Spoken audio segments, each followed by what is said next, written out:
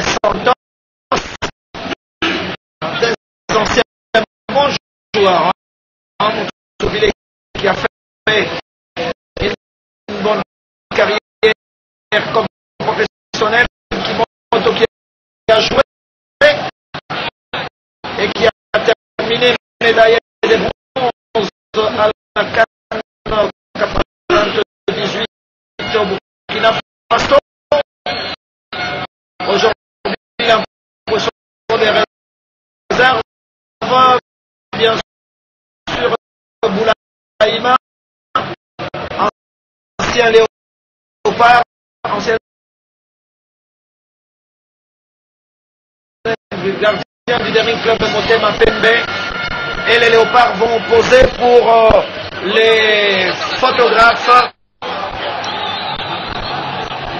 Donc on attend un match important face à aujourd'hui. C'est un match qui oppose, je dirais, deux pays frères, mais deux pays dont les capitales sont les plus rapprochées au monde.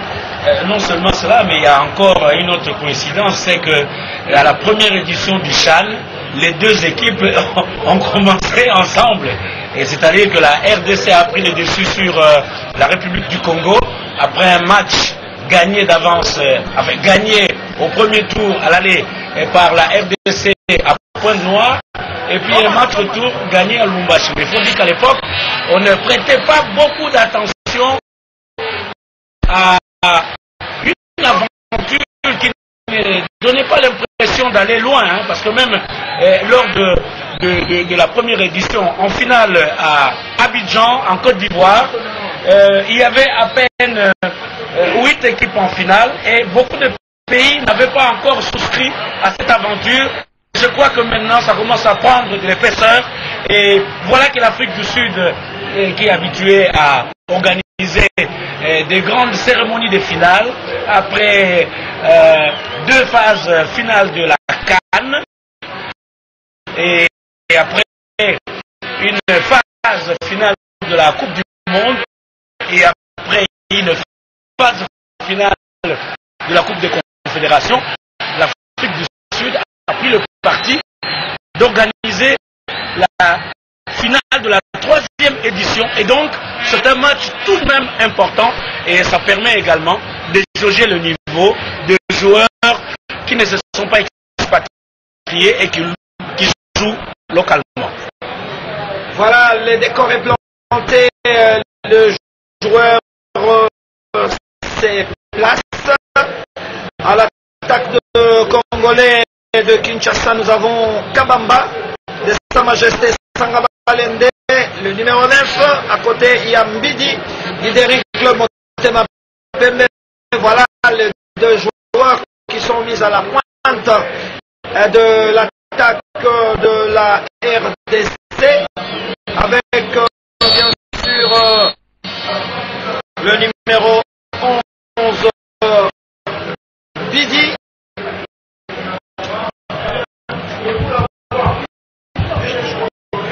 Alors les coups d'envoi viennent d'être donc donnés ici au stade de Martyr par l'arbitre Bat Denis pour ces matchs qualificatifs. Hein.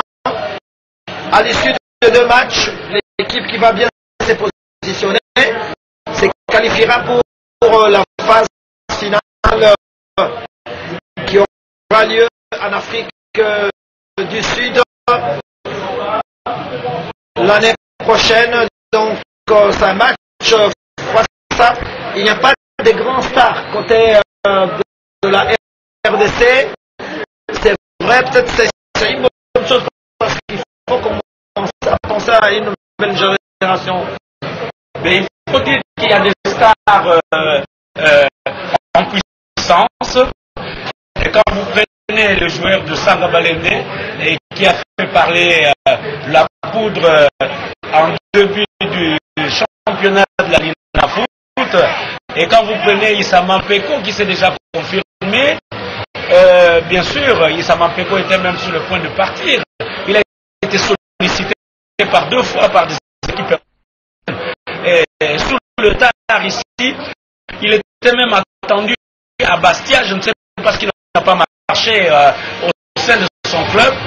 Mais il faut dire que la plupart des jeunes gens qui sont alignés sont déjà plus ou moins des stars au championnat local, notamment la Lifkin et au championnat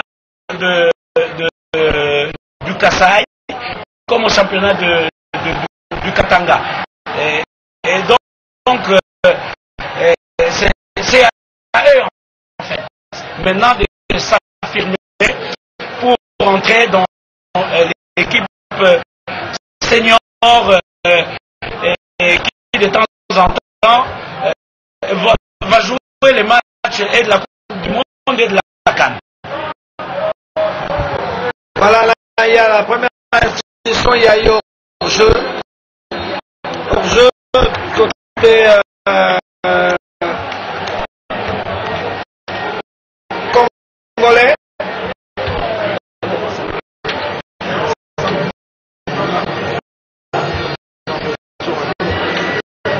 Alors là, c'est un coup franc pour la République démocratique qui va repartir avec Massombolino de Saint-Éloi de Popo. Il faut dire que cette équipe a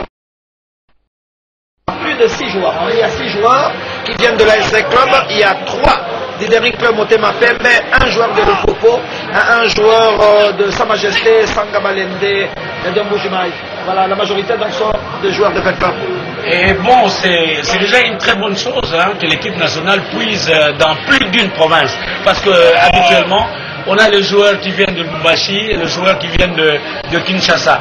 Mais si on commence à prendre les joueurs qui viennent des autres championnats provinciaux, je crois que ça donne déjà une meilleure coloration et ça motive davantage les équipes de toutes les provinces et ça permet plus ou moins d'avoir le même niveau sur l'ensemble du territoire national. Alors là, c'est une rentrée de touche pour le Diable Rouge et aussi est composé de joueurs de l'équipe de l'AS Léopard. Là, il est tout seul, il va partir. Attention! Ah oui, c'était une belle action amorcée par les Congolais avec Nsimba. Mais les gardiens de but, Lomboto Hervé est sur la trajectoire, donc il n'y a pas de problème. Et pour l'équipe de la RDC, qui va essayer de partir, bon, je pense que quoi ça aujourd'hui, les publics, les Léopards ne compteront pas sur le deuxième homme parce qu'il n'est pas là. Bon, je crois que le deuxième homme, le public, j'entends, est resté un peu boudeur face aux résultats des mi-teintes réalisés par l'équipe nationale qui était engagée notamment dans les éliminatoires de la Coupe du Monde pour 2014 au Brésil. Et puis, disons, la dernière sortie en phase finale en Afrique du Sud, le public est resté un peu sous sa soif et il n'a pas été fortement motivé, mais il doit continuer de croire parce que bon, rien n'est mort, le pays est encore là, les jeunes gens continueront de naître et les talents vont continuer à petit à émerger et donc le public a tort de rester sur ces résultats-là parce que la vie continue. Voilà, alors là c'est une rentrée de touche qui tombait. C'était bien sûr Issama Peko, l'un des rares joueurs expérimentés dans cette formation. La plupart des joueurs sont pratiquement à leur première sélection. C'est toujours comme ça, il faut former une nouvelle génération et penser à l'avenir. Là, les Diables Rouges qui vont perdre ces ballons. Ballon récupéré par Massombo pour Issama Peko. Issama qui sollicite, le ballon est perdu par Mbidi. Qui a complètement manqué sa passe. C'est Mbidi qui va revenir sur Bangala. Il y a qui va laisser ce ballon au capitaine Ebunga qui